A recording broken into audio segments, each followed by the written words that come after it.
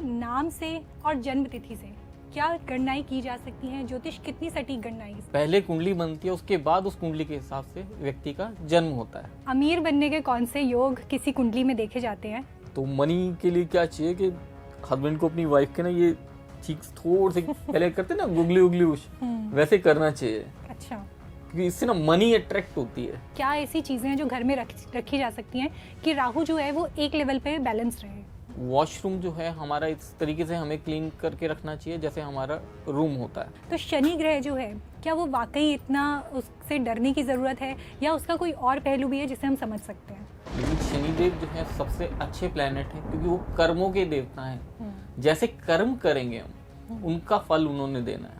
कई बार ऐसा होता है कि आप किसी एक इंसान के साथ रिलेशनशिप में हैं या आपकी शादी हो गई है, बट देन यू फील कि नहीं, शायद ये इंसान आपके लिए सही नहीं है, तो ये भी क्या कर्मों का प्रभाव होता है? बहुत ज्यादा लड़ाई झगड़ा हो गया, ये सब प्लानिटरी पोजीशंस की वजह से होता है। अच्छा, अगर प्लानिटरी पोजीशन थोड़ी सी खराब हो रही है, किसी एक की खराब हो रही है, तो किसी एक को संभलना चाहिए। क्योंकि कहते हैं ना, घर बनाना बहुत मुश्किल है और तोड़ना बहुत आसान है। शादी करना आसान है, निभाना मुश्किल है। नमस्कार दोस्तों, बहुत स्वागत है आपका आज के हमारे नए पॉडकास्ट में। आज के हमारे इस पॉडकास्ट में हम बात करने वाले हैं ज्योतिष के कुछ गूढ़ रहस्यों के बारे में, और इन सारी चर्चाओं में हमारे साथ मौजूद हैं ज्योतिषाचार्य प्रवीण नांगिया जी। नमस्कार सर। नमस्कार जी। प्रवीण जी, सबसे पहले हम अपनी ज्योतिष की चर्चाओं को आगे बढ़ाएं, क्योंकि आई एम श्योर आपने इतने लोगों को अब तक आप कुंडलियों के रहस्यों के बारे में बता चुके हैं, उनकी लाइफ में किस तरह की प्रॉब्लम्स आ रही हैं ये आप उन्हें बता चुके हैं। सबसे पहली चीज़ जो मैं जानना चाहती हूँ वो ये कि नाम से और जन्म तिथि से क्या गणनाएं की जा सकती हैं? ज्योतिष कितनी सटीक गणनाएं करता है? ज्योतिष जो है वो सटीक गणनाएं बिल्कुल कर सकता है। अगर किसी की डेट ऑफ बर्थ आती है तो date of birth, time of birth, place of birth, इन 3 चीजों से कुंडली का निर्माण किया जाता है। कि जिस वक्त किसी का जन्म हुआ उस वक्त क्या ग्रह दशा थी, उस वक्त क्या था, उस वक्त के हिसाब से जो ग्रह दशा होती है उसके हिसाब से उसकी कुंडली बनती है।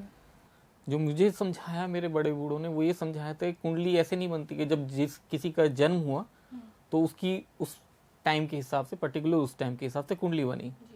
अगर इस तरीके से होगा तो हम पिछले जन्मों के कर्मों को कैसे कैलकुलेट करेंगे उसमें?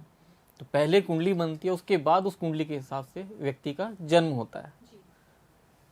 तो उस वक्त के हिसाब से जो है कुंडली बनती है, और उस कुंडली के आधार पे हम व्यक्ति को बता सकते हैं कि उनके साथ आगे क्या क्या घटनाएं घट सकती हैं, या पास्ट में क्या हुआ था, या अभी प्रेजेंट में जो चल रहा है उसकी भी कैलकुलेशन की जाती है।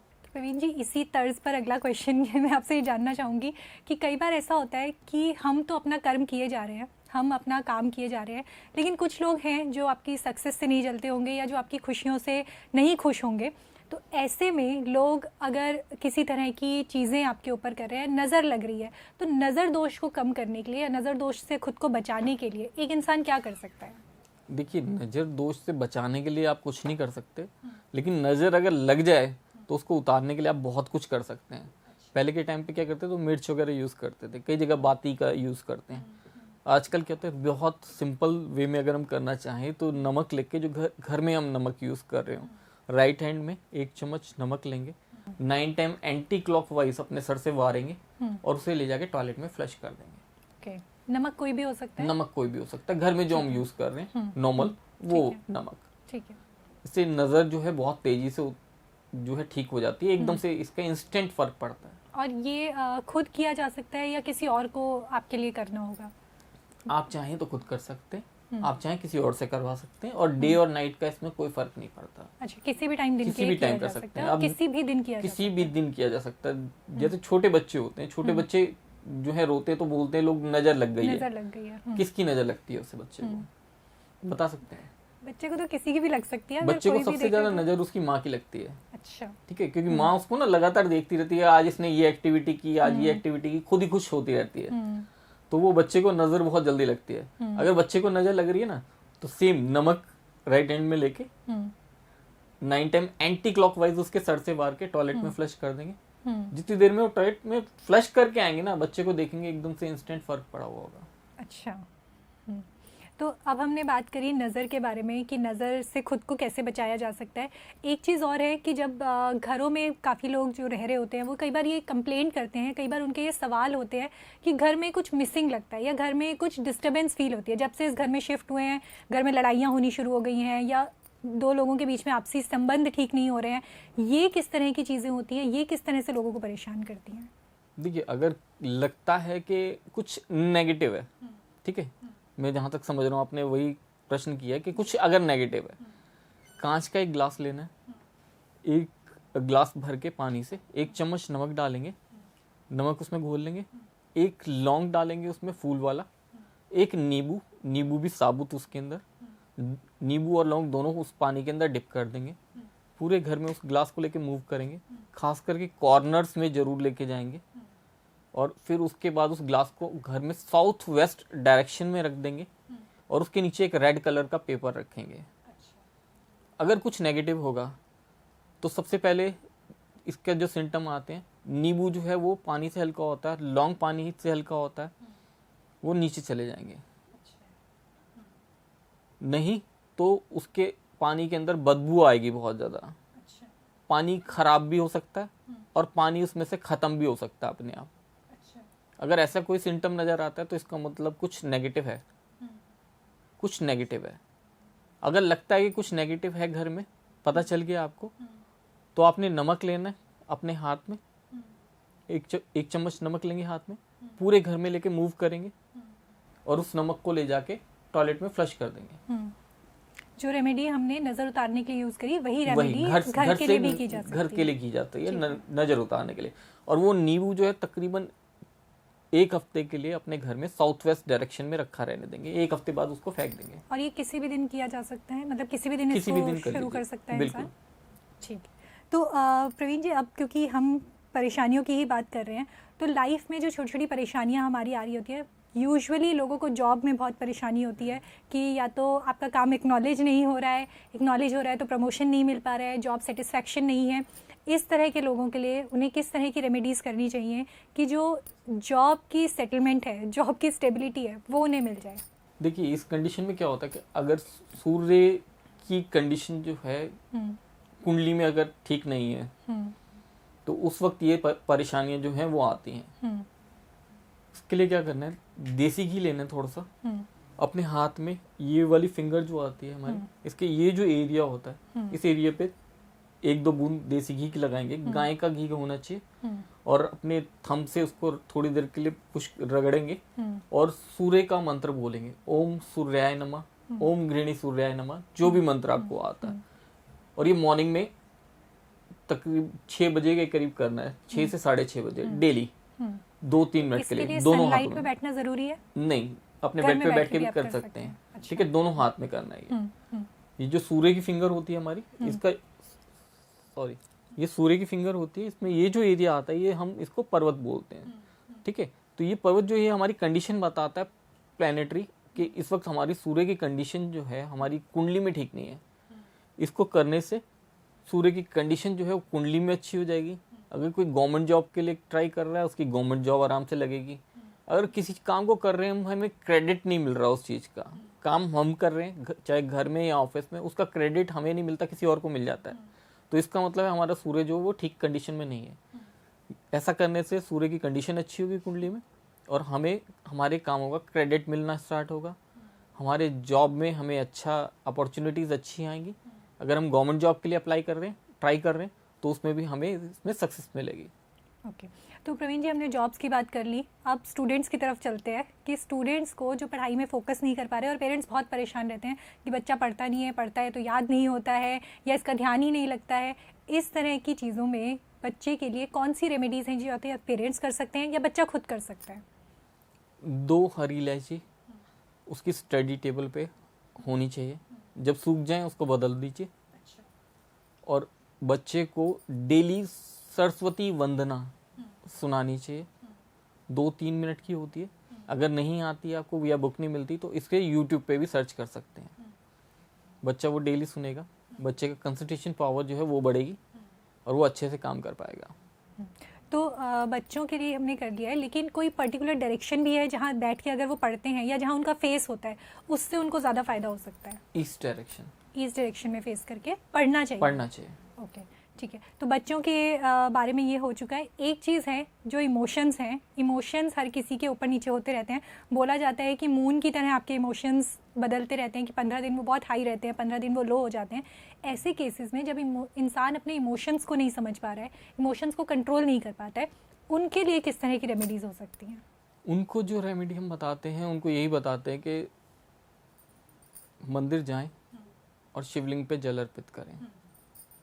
ऐसा करने से उनका जो मून है वो स्ट्रेंथन होता है, पावर मिलती है उसे, उनकी मानसिक स्थिति होती है वो सुधरती है। ओके।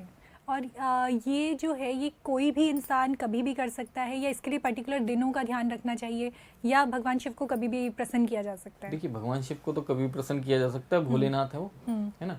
लेकिन इस चीज को अगर हम मंडे से स्टार्ट करते हैं तो ज्यादा अच्छा रहता है। और भगवान शिव को जल अर्पित करने का भी कोई समय देखा जाता है, या शाम को भी इसको किया जा सकता है? नहीं, इसको मॉर्निंग में ही करना चाहिए, शाम के टाइम वर्जित होता है। अच्छा, क्योंकि बहुत सारे लोग इस तरह की परेशानियों से जूझते हैं, स्पेशली जो लोग भी ऑड आवर्स शिफ्ट पे होते हैं, या जो लोग शायद सुबह का समय अपने लिए उस तरह से नहीं निकाल पाते हैं, तो वो किस तरह से भगवान शिव की आराधना कर सकते हैं अगर जल नहीं चढ़ा पा रहे हैं? तो वो दिया जलाएंगे शाम के टाइम पे। अच्छा, है ना, देसी घी का दिया जला के आएंगे शिवलिंग पे, तो उनको बहुत अच्छे फल मिलते हैं उसके। जी, ठीक है। तो प्रवीण जी, हमने अभी रेमेडीज़ की जो हम बात कर रहे हैं, एक चीज़ और इसमें आती है, मंगल ग्रह को शादी के लिए भी बहुत बार देखा जाता है कि मांगलिक दोष बना रहे हैं या नहीं बना रहे हैं। करेज के लिए भी देखा जाता है कि इंसान के अंदर कितना साहस है, कितना करेज आएगा, ये भी मंगल ग्रह से देखा जाता है। मंगल अगर किसी का कमज़ोर है या कुंडली में सही स्थिति में नहीं है, उस तरह के केसेस में मंगल को कैसे जो है प्रबल किया जा सकता है, या कैसे उसको पावर दी जा सकती है? देखिए, मांगलिक अगर देखते हैं हम, मांगलिक दोष बोलते हैं, ठीक है, मांगलिक दोष भी बोल सकते हैं। और मांगलिक लोग जितने भी मांगलिक होते हैं, जितना मैंने आज तक देखा है, बहुत मेहनती होते हैं, मेहनत बहुत करना जानते हैं, किसी चीज से डगमगाते नहीं है, मेहनत से पीछे नहीं हटते कभी। जो मांगलिक होते हैं, मांगलिक लोग, तो ऐसे ही इन्हें बदनाम किया जाता है कि मांगलिक है तो शादी में दिक्कतें आएंगी और बुरा हो जाएगा। शादी में बिल्कुल इस तरह से दिक्कत हो आती जाता है अगर कोई एक मांगलिक है और दूसरा जो स्पाउस है वो मांगलिक नहीं है। तो जो मांगलिक है वो तो मेहनत बहुत ज्यादा करता है, उसको तो हर चीज की डिमांड भी बहुत ज्यादा रहती है हर चीज की। और जो नॉन मांगलिक है वो तो सुस्त होगा बहुत, है ना, दोनों के अंदर तो बहुत फर्क होगा ना। तो फिर वो कैसे रिलेशनशिप सही रह पाएगा? तो इसके लिए मंगल की स्थिति किसी पर्टिकुलर हाउस पे देखी जाती है, या मंगल अगर जिन घरों की हम बात करते हैं कि जहाँ से मांगलिक दोष बनता है, उन्हीं घरों में मंगल की स्थितियाँ होने से शादी में प्रॉब्लम आती है? बिल्कुल, वो अगर मांगलिक हैं और तो उस कंडीशन में थोड़ा सा दिक्कत आती है ना। उसके लिए जो है मंगल को शांत करने के तरीके देखने चाहिए कि मंगल कैसे, वो कुंडली में किस भाव में बैठा हुआ है, उसने क्या नक्षत्र ले रखे हैं, वो किन को देख रहे हैं, उस मंगल को कौन देख रहा है प्लेनेट, उसके हिसाब से फिर उसकी रेमेडीज उसके हिसाब से आती हैं। लेकिन अगर मंगल को ठीक करना है तो सबसे जो ज़रूरी चीज़ होती है, हनुमान जी के मंदिर जाके प्रसाद चढ़ाएं हर मंगलवार। मंगल अच्छा हो जाएगा कुंडली में और उसके अच्छे फल मिलने स्टार्ट होंगे। तो कुंडली की हम बात कर रहे हैं, क्या एक जातक की कुंडली देख के ये पता किया जा सकता है कि होने वाला पार्टनर इसका कैसा होगा? ये क्या कुंडली हमें बता सकती है? बिल्कुल, कुंडली बताती है कि जातक का पार्टनर जो होगा वो किस तरीके का होगा, कैसा होगा, सुंदर होगा, किस तरीके का आएगा, किस दिशा से आएगा, और उसकी और दोनों की पार्टनरशिप आगे किस तरीके से चलेगी, वो उसके अंदर कुंडली में आता है। कोई पर्टिकुलर ग्रह है ऐसे, या कोई पर्टिकुलर कॉम्बिनेशन ऐसा है जिससे पता किया जा सकता है? कॉम्बिनेशंस होते हैं अलग अलग प्लैनेट्स के, जिससे पता चलता है कि आगे किस तरीके से चलेगा। जैसे हम देखते हैं कई कुंडलियां होती हैं जिनके अंदर स्पाउस कोई एक है, जैसे कोई लड़का है या लड़की है, दोनों में से एक है जो थोड़ा लड़ता ज़्यादा है या झगड़ा ज़्यादा करता है या किसी की बात सहन नहीं करता, वो स्पाउस की भी बात सहन नहीं करेगा, वो डाइवोर्स की तरफ एकदम से जाएगा। तो और दूसरे की कुंडली देखते हैं कि ये इस तरह के लक्षण नहीं है, तो उस कंडीशन में क्या होता है कि ठीक है, बनी रहेगी, कि कभी एक थोड़ा लड़ाई झगड़ा करेगा तो दूसरा शांत रहेगा, तो समझौता हो जाएगा, तो चल जाएगा। लेकिन अगर दोनों की कुंडली में अगर ऐसे योग होते हैं तो फिर तो मना कर देते हैं हम कि नहीं होगा, नहीं चल पाएगा। क्योंकि दोनों की कुंडली में अगर इस तरह के योग हैं लड़ाई झगड़े के या डिवोर्स के, तो फिर नहीं, आगे नहीं बन पाएगी।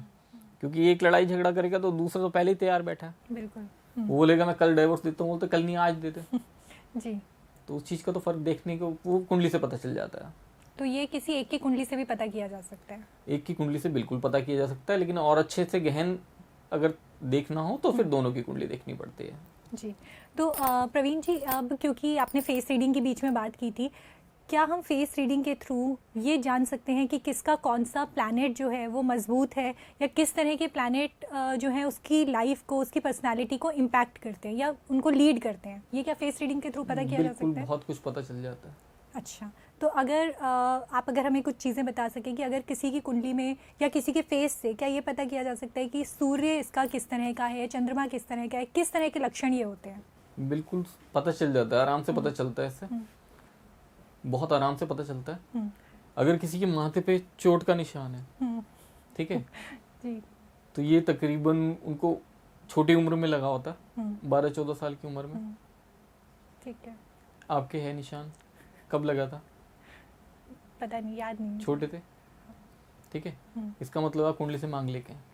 अच्छा। ठीक है। जो लोग कुंडली से मांगलिक होते हैं, माथे पे चोट का निशान जो है वो 12-14 साल की उम्र में कंपलसरी है, लगना है। जो भी इंसान मांगलिक है, किसी भी घर का किसी भी, मांगलिक हो, ठीक है, वो किस घर का है उसके हिसाब से फिर चोट उस माथे पे उस जगह के हिसाब से लगेगी। अच्छा, तो मतलब मंगल की स्थिति कहाँ पे कैसी पे होगी, उसके हिसाब से आपके माथे पे निशान होगा। ठीक है। अच्छा, इसमें ना एक बहुत अच्छी रोचक है चीज मैंने देखी कि जिनके माथे पे कट का निशान है और नोज का ये पोर्शन जो थोड़ा छोटा है, ऐसे लोगों ने से अगर आपने कभी पैसे लेने हैं, कभी पैसे दिए थे वापस लेने, आप मांगने जाएंगे, उनकी जेब में है बट वो देंगे नहीं। अच्छा। वो देंगे नहीं, वो बोलेंगे अभी थोड़ी देर बाद। अच्छा। आज नहीं है, कल देखते हैं यार, तुम्हें पता है मेरी स्थिति, आज नहीं है। अच्छा। तो इस तरह की कंडीशन आती है।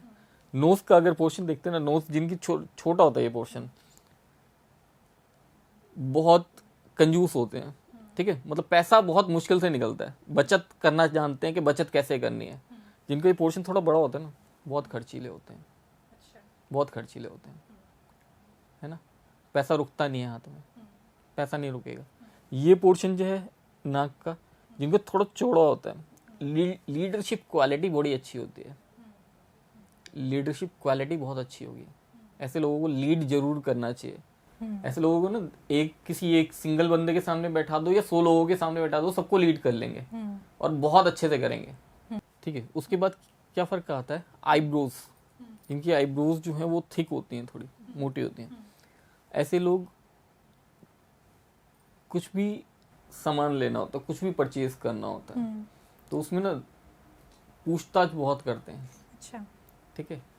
और कि कोई एक सामान लेने गए, मान लीजिए किसी शॉप से कोई कपड़े लेने गए, तो उनको ये पता करना है कपड़े ये बना कैसे, इसकी कीमत इतनी किस तरीके से आई, कैसे खर्चा बढ़ा इसका इतना कि ये इतनी कॉस्ट हो गई इसकी, सारा कुछ पता करना है। लेकिन इस चीज की कोई गारंटी नहीं होती कि सामान लेना है, सिर्फ नॉलेज लेनी है। नॉलेज लेनी है, पूरी नॉलेज ली, पसंद आ गया तो ले लेंगे, नहीं तो नहीं। अच्छा। और जिनकी आईब्रोज थोड़ी पतली होती है ना, इन लोगों को क्या है, किसी चीज पे कुछ बोलना नहीं है, कुछ पसंद आ गया तो ले लिया, नहीं तो छोड़ दिया। ये छोटे से छोटा सामान, बड़े से बड़ा सामान, कुछ भी लेना है एकदम से ले लिया। अगर कुछ बार्गेनिंग करने की इच्छा भी कर रही है ना, एक बार बोला और उसने मना किया तो कोई बात नहीं, अगर समझ में आ रहा है तो ले लेना एकदम से। उसके बाद आईज की अगर मैं बात करूं तो आईज जो हैं, सबसे अच्छी जो आईज होती हैं, अगर रिलेशनशिप्स को लेके बात करूं तो ब्लैक, या इंडिया में जो चलती है हमारी लाइट ब्राउन, इसमें शेड आ जाता है हल्का, इनमें रिलेशनशिप अच्छे रहते हैं। कभी भी नोट कीजिएगा जिनकी आईज जो हैं ब्लू या जो येलो कलर वाला आ जाता है, ठीक है, अलग अलग कलर्स आते हैं, इनमें ना रिलेशनशिप्स जो है वो अच्छे नहीं रहते इन लोगों के। कभी भी स्टेबिलिटी बहुत कम है, ना के बराबर। अगर आप बाहर की कंट्रीज में देखिए, मैक्सिमम ऐसा ही है, इस वजह से उनकी स्टेबिलिटी है नहीं रिलेशंस को लेके। और अगर मैं आईज की वैसे भी बात करूं तो अगर जेंट्स की लेफ्ट आई और लेडी की राइट साइड की आई जो है वो थोड़ी छोटी है, कई लोगों की एक छोटी बड़ी होती है ना, ऐसे लोगों की ना रिलेशंस बहुत अच्छे नहीं रहते। अच्छा। वो लोग एक दूसरे के साथ रिलेशंस नहीं कायम कर पाते, रिलेशन नहीं बन पाते उन लोगों के ठीक से, ठीक नहीं रहता उनके साथ। और दूसरा एक चीज मैंने कई रेमेडीज में बोली, कई जगह बोली है पॉडकास्ट में, कि ये जो एरिया आता है हमारा, ये सर्कल इस साइड का, ये हमारा शुक्र का आता है, वीनस का, ठीक है। तो इसको मनी बैग्स भी बोलते हैं। तो मनी के लिए क्या चाहिए कि हस्बैंड को अपनी वाइफ के ना ये चीक्स थोड़े से पहले करते ना गुगली उगली उश, वैसे करना चाहिए, क्योंकि इससे ना मनी अट्रैक्ट होती है। और हस्बैंड का वीनस ठीक हो सकता है, हस्बैंड का वीनस ठीक हो जाएगा, और वाइफ का भी। अगर पैसे के लिए करें, पैसा ही तो चाहिए। अगर फैमिली में पैसा आ रहा है और क्या चाहिए, और रिलेशंस भी अच्छे हो जाते हैं, है ना। और पता होता है ये नहीं मतलब, लेकिन लड़ाई झगड़े में नहीं कि मतलब खींच ही देना है, लड़ाई झगड़ा नहीं, वैसा नहीं, ठीक है, थोड़ा सॉफ्टली।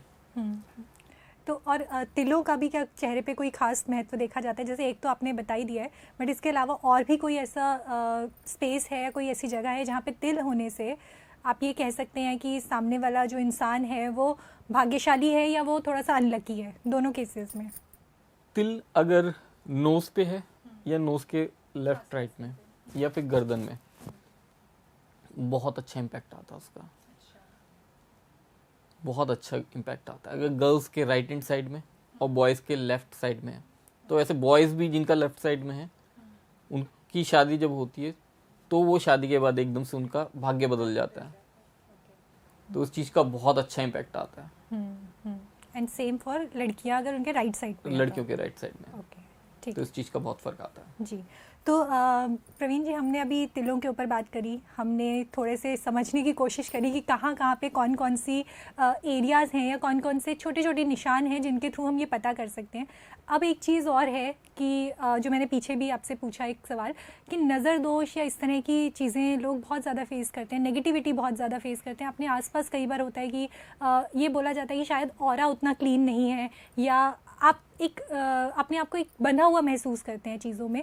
ये किस तरह की चीज़ें होती हैं, ये भी क्या कुंडली से पता किए जा सकते हैं, या इनका एक दूसरा पहलू भी होता है?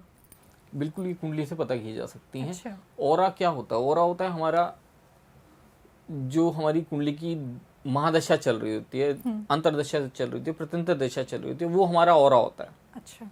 ठीक है। जितना मैंने चेक किया आज तक के, मतलब ऑरा वही है कि हमारे जो सूर्य की जो किरणें आ रही हैं, ठीक है, कुंडली की महादशा चल रही होती है, हमारी बॉडी के साथ में बिल्कुल वो कलर होता है ऑरा का। ऑरा का वो कलर होता है हमारी बॉडी के पास, और सबसे ज्यादा थिक, सबसे ज्यादा मोटा वही एरिया कवर करेगा। फिर उसके अंतरदशा, प्रत्यंतर दशा, इस सूक्ष्म दशा, इस तरीके से दशाएं चलती हैं, वैसे ही हमारा ऑरा क्रिएट हो रखा होता है। अगर हमारी कुंडली में हमारी जो प्लैनेटरी पोजीशन है वो वीक है, अगर हमारी दशा ठीक नहीं चल रही उस वक्त प्लैनेटरी पोजीशन में, कुंडली में, तो हमारा जो ऑरा है वो अपने आप ऑटोमेटिकली वीक हो जाएगा। अगर हमारा ऑरा स्ट्रांग है, हमारी कुंडली की प्लैनेटरी पोजीशन स्ट्रांग है, हमारा ऑरा स्ट्रांग है, तो कोई दिक्कत नहीं है।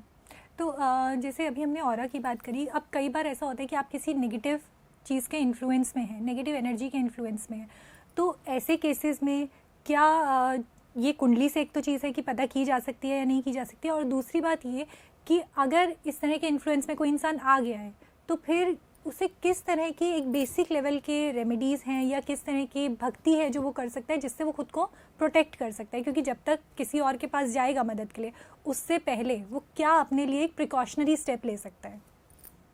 देखिए, अगर कुंडली में जो है दशा ठीक है, प्लैनेटरी पोजीशन अच्छी है, स्ट्रांग है, तो बड़े से बड़ी एनर्जी भी, इस तरह की नेगेटिव एनर्जी आके दरवाजे पे बैठ के रहे ना, वो कुछ नहीं कर सकती। अच्छा, तो हमारी दशाएं इतनी पावरफुल होती हैं? पावरफुल होती है, और होनी चाहिए, पहली चीज। दूसरी चीज, हमारे जो पितृ होते हैं और हमारे इष्ट देवी देवता होते हैं, कुल देवी देवता होते हैं हमारे, उनसे बिना परमिशन के ये चीजें हमारे साथ कुछ गलत नहीं कर सकती। अच्छा। अगर हमारे पितृ हमारे साथ खड़े हैं, हमारे कुल देवी देवता हमारे साथ हैं, तो ऐसी चीजों को देख के वो भगा देते हैं उन चीजों को। अच्छा। नहीं आने देते पास।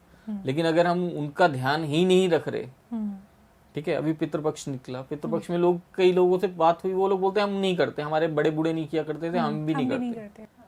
तो ऐसे में क्या होगा, पितृ तो नाराज होंगे ही। और अब तो जितनी कुंडलियां मेरे पास आ रही हैं, तकरीबन 90s के बाद जिन बच्चों का जन्म हुआ है उन सबकी कुंडली में मैक्सिमम की कुंडली में पितृदोष है, मैक्सिमम में पितृदोष है, पितृदोष आ रहा है। फिर अगर मैं किसी से पूछूं ना कि आपके कुल देवी देवता कौन है, नहीं पता, भूल गए। अगर आप उन्हें भूल गए हैं तो वो भी तो आपको भूल जाएंगे। अगर वो आपको भूल गए तो कैसे चलेगा आगे? अगर वही आपके जो रक्षक हैं वो ही आपके साथ नहीं खड़े तो ऐसी चीजें तो अपने आप आएंगी आपके पास। आप अट्रैक्ट कर रहे हो ऐसी चीजों को। तो कुल देवी देवता की पूजा जो है वो जरूरी है, भूलना नहीं चाहिए। अगर पूजा नहीं कर पा रहे एटलीस्ट उनको याद तो करें रोज।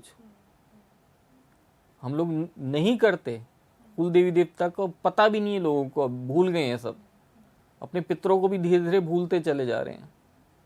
तो इस वजह से ये दिक्कतें हैं वो जो ज्यादा आ रही हैं अब। अगर ऐसी दिक्कतें फिर भी किसी के साथ अगर एकदम से हो जाता है, किसी के सडनली कुछ गलत हो जाता है किसी के साथ, तो ऐसी कंडीशन में वो हनुमान मंदिर जा सकता है।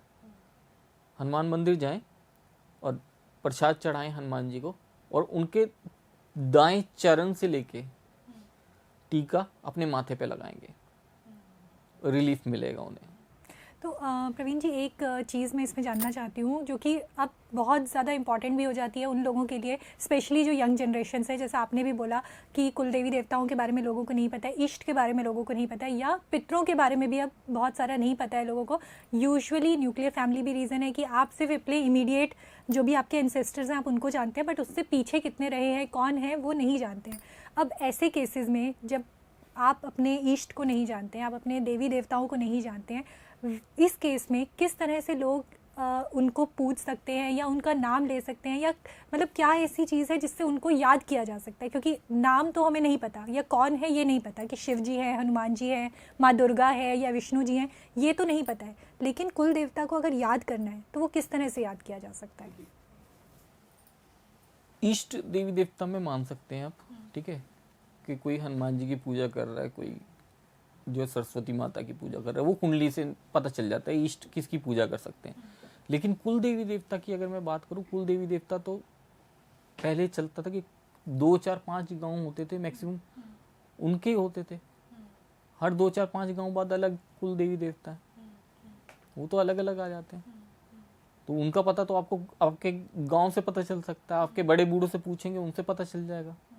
नहीं तो अगर आप किसी, ज़्यादातर लोग जो है यहाँ से हरिद्वार जाते हैं, हरिद्वार जाते हैं ना, वहाँ पे नोट करवाया जाता है। पहले नोट करवाया जाता था, अब तो फिर भी नोट नहीं कराते। पहले के लोग तो नोट कराते थे, वहाँ बैठे होते पांडे, ठीक है, उनको पांडा बोला जाता है। पांडा वहाँ पे नोट करते हैं, उनके पास बही खाते की तरह, बही खातों की तरह पुराना लिखा हुआ, उसके अंदर आपको हर चीज की जानकारी मिलेगी। गोत्र से लेकर देवी देवताओं तक, देवी देवता, आपके बड़े बूढ़े कौन थे, पूरा आपका फैमिली ट्री आप वहां से जाके नोट कर सकते हैं। आपके इष्ट देवी देवता कौन है वहां से पता चल सकता है। आपके कुल देवी देवता कौन है वहां पे नोटेड होता है सारा।